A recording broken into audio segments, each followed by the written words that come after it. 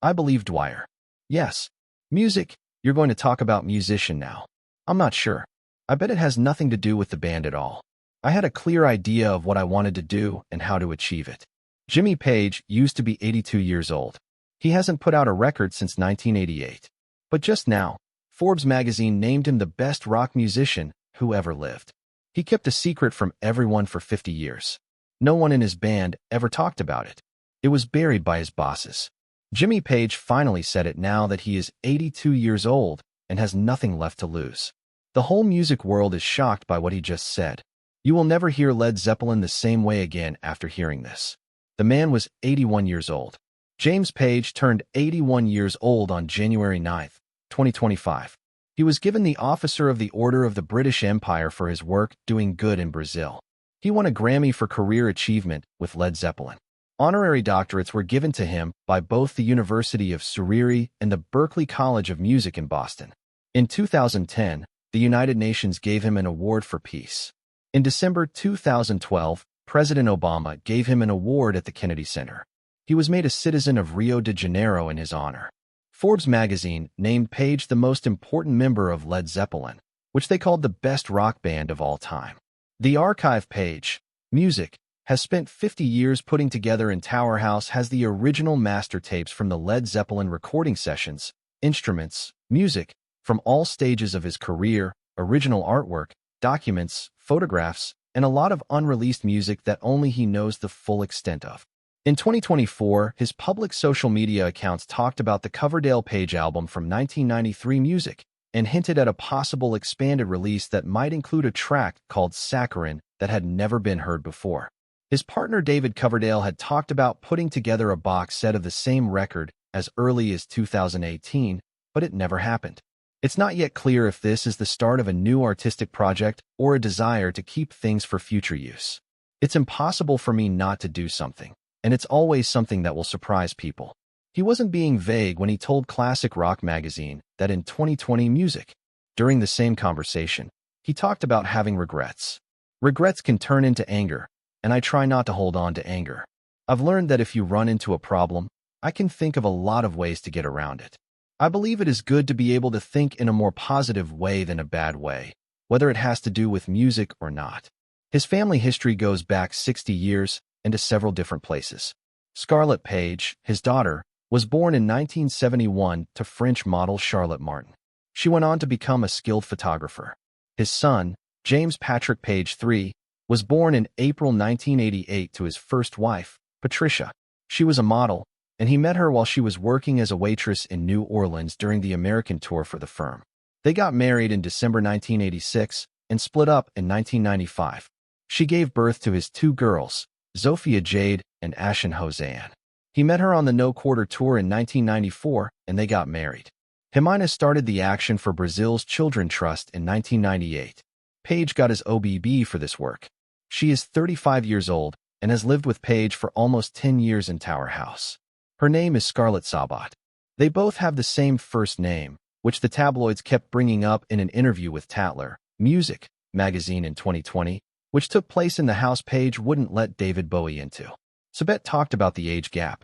Funny thing is, there is a huge difference on paper, but I don't feel it when he's right in front of me. It doesn't get in the way of us. Page hasn't used drugs or alcohol in a long time. Sabat talks about this not as a rule, but as a belief that everyone shares. The man used drugs so much that it should have ended jobs and lives. Now he cooks meals in a kitchen in Holland Park and makes his partner laugh more than anyone else. The legacy doesn't need any more changes to be finished. Over 37 million versions of Led Zeppelin's Tay Forth have been sold. A band that broke up in December 1980 still sells more records than most acts working today. The person who planned that machine from start to finish.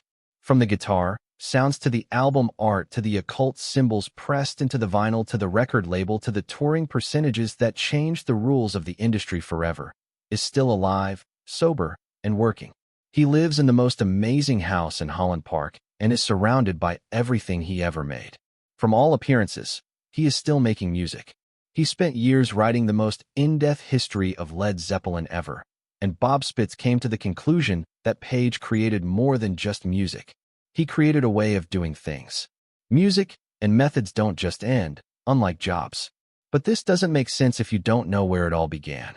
And it all began in a house in Surrey in 1956 with an unclaimed guitar and a 12-year-old boy who decided in a quiet way that it was his. There was a boy, a guitar, and a plan. Almost no one talks about this when they talk about Jimmy Page. In 1972, Jimmy Page bought a Victorian Gothic house in Holland Park, London, just because David Bowie wanted it. That's where he lives now. Jimmy Page wouldn't let him have it, though. Bowie lost to him. He won. He moved in. That house has painting ceilings in the style of the Middle Ages, stained glass windows, and walls lined with original Led Zeppelin master tapes. He has been inside that house ever since. It's called Tower House. Victorian builder William Burgess designed it and built it in 1875 as a memorial to his own interests. Each room is its own world. Gold paint is used on the walls.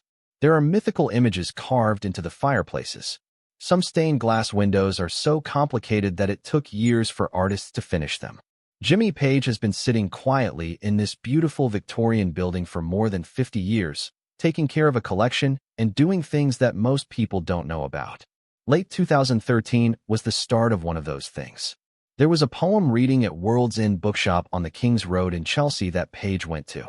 A young woman named Scarlett Sabet wrote the poem. She was 24 years old and came from Iranian and Scottish-French families. She had just self-published her first book of poems. Page watched her act while sitting in the crowd. In a later conversation with Conversation magazine, he talked about what happened, saying, and these are his exact words, the whole place was silent. He then waited after the reading. He went up to her. First, they became friends. From August 2014 on, they were together.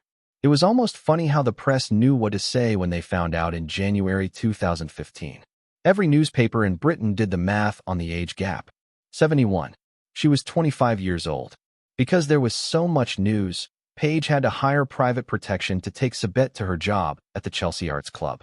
In an interview with Tatler magazine in 2020 that took place inside Tower House, Sabet talked about the event. It felt very awkward at the time. It seemed like the end of my life was near. I felt so bad about what I did the whole time. Still, the relationship didn't fall apart because of all the attention. It got deeper. By 2019, Page had made an album of spoken word for Sabet called Catalyst, which was recorded in the basement studio of Tower House. In the same Tatler interview, Sabet said something about Page that hasn't been said much about him in the past 50 years. He's not just my partner, she said. He is my best friend and the person who makes me laugh the most. He doesn't drink because he has lost best friends. Music, and now the man that everyone thinks they know everything about lives quietly in his amazing Holland Park home. There were no big parties, and his children visited often. From what I could tell, their life was very normal and happy. The full weight of what Jimmy Page built, though, can only be understood by going back to a house in Surrey in 1956, to a guitar that had been left behind and no one came to claim it, and to a 12-year-old boy who quietly decided that it was his. What they found.